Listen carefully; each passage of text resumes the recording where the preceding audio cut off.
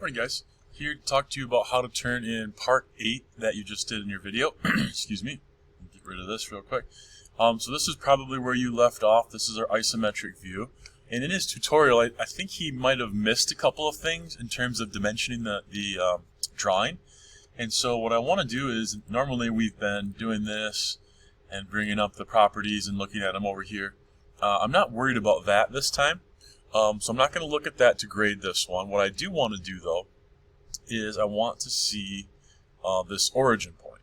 So just please make sure that this eye right here is on. So that's what it looks like when it's off. If I check that again, then this little thing here pops up.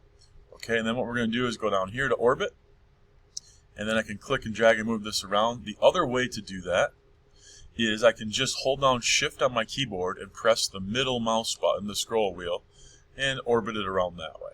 And what I want to see from you guys is I want to see kind of an end view like this, and I want to see that you did your extrusion correctly.